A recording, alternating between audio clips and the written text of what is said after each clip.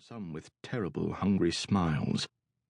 Soon enough, war came, a war that was happening only because Tristan's lord wished to rule more of the world.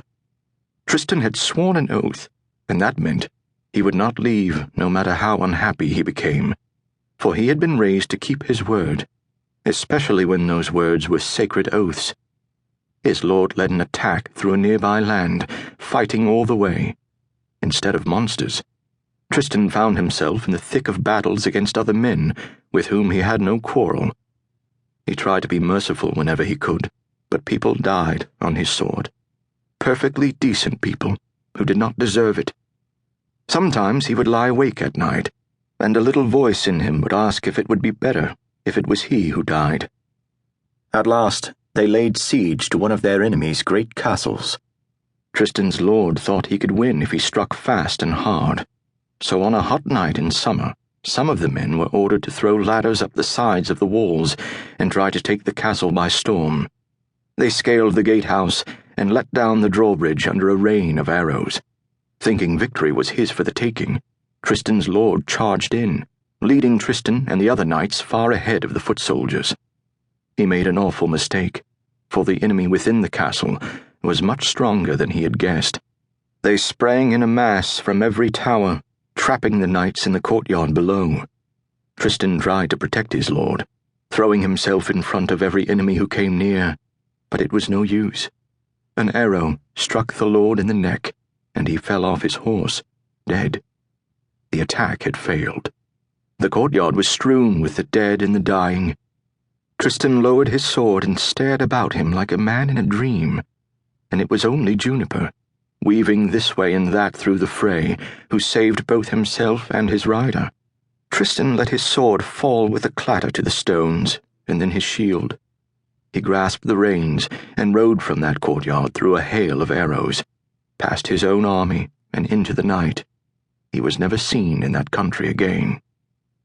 Seasons turned in their weary round. Tristan and Juniper became lonely, wandering creatures again, but this time Tristan was afraid and ashamed, and did not try to be a hero.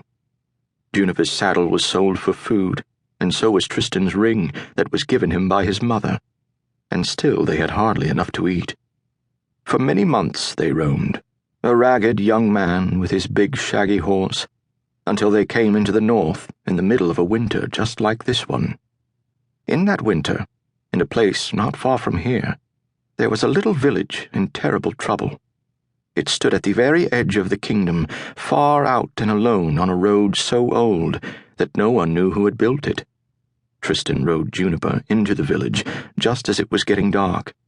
They crept along from house to house, finding no one anywhere, until they came to a crossroad where stood a tiny inn. No sound came from within, but firelight flickered through the shuttered windows. Tristan threw a blanket over Juniper and led him to the empty stables in the back, then opened the inn's front door. "There's a draft," spoke a voice. Its owner was the only person inside. He sat with his feet propped up before the fire, and the cowl of his fine dark cloak over his head. He seemed, of all things on such a night, to be reading something. "Why are you not at the hall with the others?"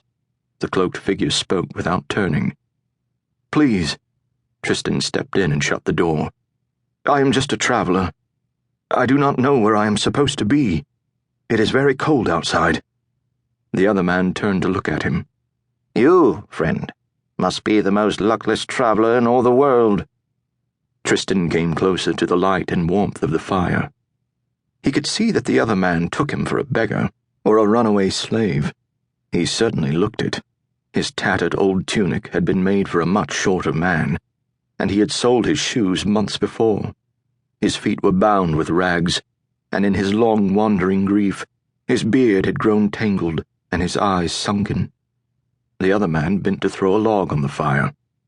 "The innkeeper is at the hall with the rest. Your best chance for survival is with them." Tristan held out his hands to the flames. "What is happening here?" The other man looked up at Tristan with an expression both searching and amused. "Tell me, traveler, where were you going?" "I do not know.